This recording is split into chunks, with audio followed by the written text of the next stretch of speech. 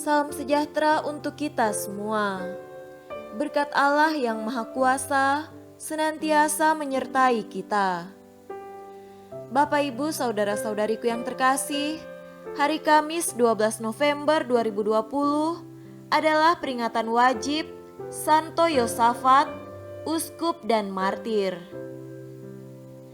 Yosafat memiliki nama asli Johannes Kuncewicz, lahir di Ukraina, Rusia Selatan, sekitar tahun 1580.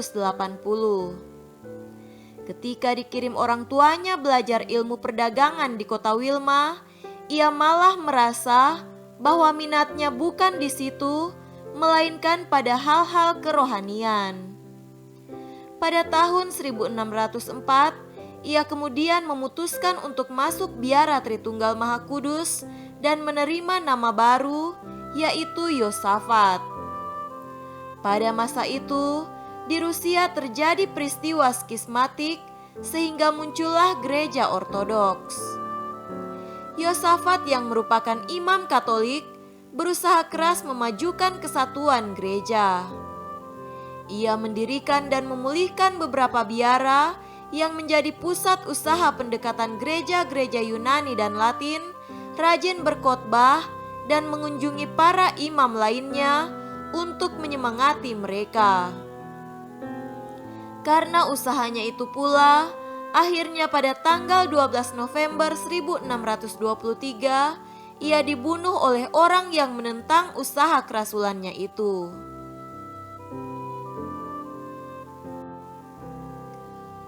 Marilah kita mendengarkan dan merenungkan bacaan-bacaan kitab suci. Bacaan pertama dari surat Rasul Paulus kepada Filemon, pasal 1 ayat 7 sampai 20.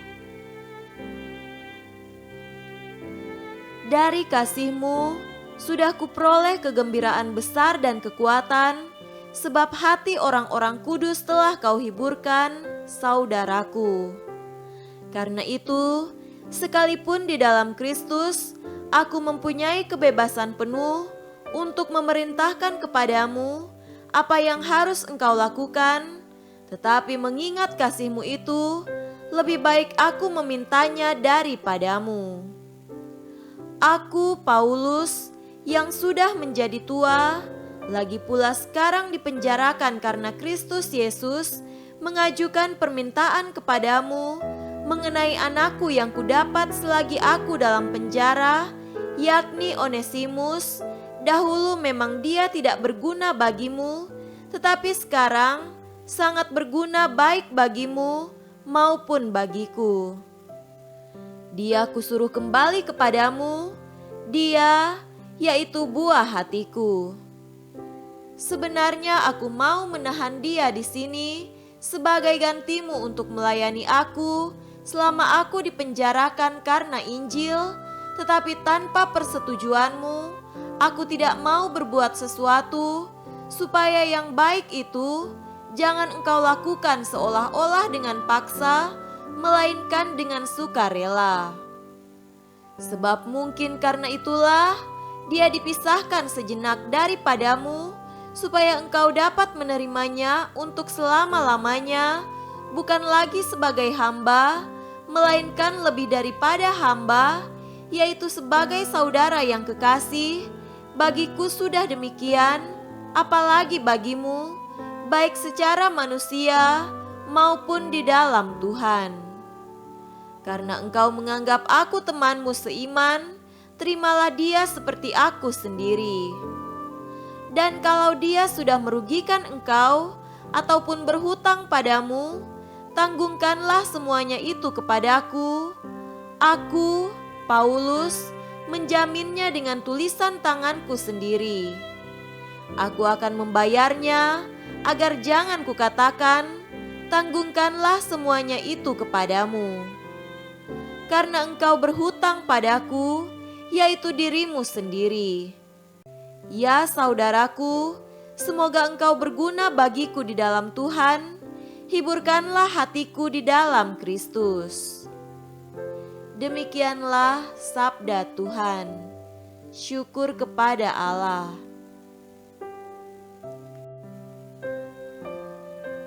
Tuhan beserta kita, sekarang dan selama-lamanya. Inilah Injil Yesus Kristus menurut Lukas. Dimuliakanlah Tuhan. Injil Lukas pasal 17 ayat 20 sampai 25.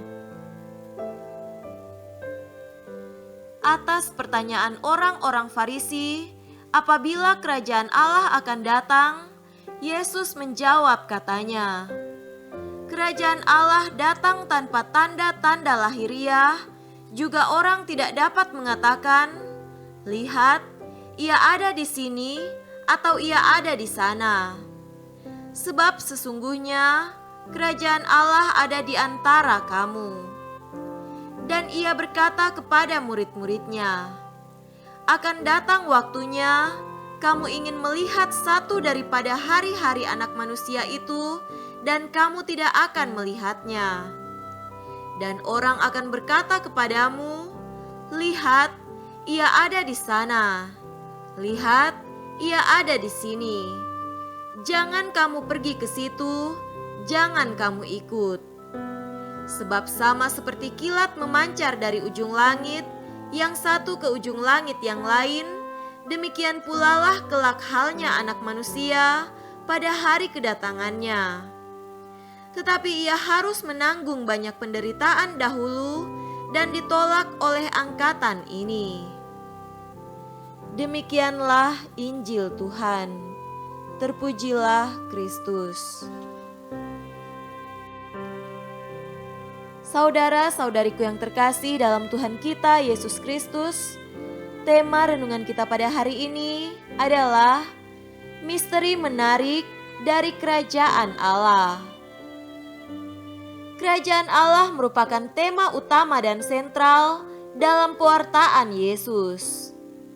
Sesudah Yesus naik ke surga, Kerajaan Allah tetap menjadi sentral dalam pewartaan para rasul dan pewartaan gereja sampai sekarang ini. Kerajaan Allah begitu penting sehingga Yesus pun mengajarkan kepada kita untuk selalu mendoakan, "Datanglah kerajaan-Mu." Saudaraku terkasih, dalam kisah Injil pada hari ini ada orang Farisi yang bertanya pada Yesus, "Kapan kerajaan Allah itu datang?" Pertanyaan orang Farisi itu mewakili kita semua yang ingin tahu kapan saatnya tiba. Apa jawaban Yesus? Yesus rupanya menghindar dan tidak mau menjawab pertanyaan itu. Jawaban Yesus lebih merupakan sebuah peringatan bagi kita, yaitu yang pertama, Yesus mau menegaskan bahwa kapan kerajaan Allah tiba bukan urusan atau wewenangnya sebagai putra untuk mengatakannya. Yang kedua, Yesus juga mau mengingatkan kita bahwa kalau ada yang cenderung menunjuk tanda maupun tempatnya, janganlah kita sibuk mencari ke sana atau ke situ, karena kerajaan Allah datang tanpa tanda. Yang ketiga, Yesus mengingatkan kita pula bahwa kerajaan Allah itu sudah ada di antara kamu. Yang keempat, datangnya kerajaan Allah itu ada hubungannya dengan kedatangan seseorang yang disebut sebagai Anak Manusia dalam kemuliaan. Yang kelima, dan inilah yang paling penting bagi kita, yaitu kemuliaan itu dihubungkan dengan penolakan dan penderitaan. Saudara-saudariku terkasih, pesan Injil pada hari ini sangat jelas bahwa kerajaan Allah tetap menjadi sebuah misteri yang menarik, sama seperti Allah tetap menjadi sebuah misteri. Hanya orang yang mengalami penolakan dan penderitaan demi orang lain akan sedikit memahami kemuliaan kerajaan Allah dan kemuliaan Anak Manusia, sama seperti kilat yang memancar dari ujung langit yang satu ke ujung langit yang lain. Ada cahaya, tapi hilang seketika. Akhirnya kita bertanya, apakah pesan konkret bagi kita dan apa yang bisa kita lakukan? Hal pertama yang bisa kita buat adalah tetap berdoa seperti yang diajarkan Yesus. Dimuliakanlah namamu, datanglah kerajaanmu, dan jadilah kehendakmu. Hal kedua yang bisa kita lakukan adalah meningkatkan kerelaan untuk berkorban dalam hal berbagi kasih satu sama lain. Khusus pada masa pandemi COVID-19, banyak saudara-saudari kita yang hidup susah dan menderita, terutama orang kecil, karena kehilangan pekerjaan, tidak punya uang dan terlantar. Mereka membutuhkan uluran tangan kita untuk berbagi rezeki hidup. Atas cara itu, kita membenarkan kata-kata Yesus bahwa kerajaan Allah itu sudah ada di tengah kita dalam penderitaan dan kemuliaan. Semoga demikian. Amin.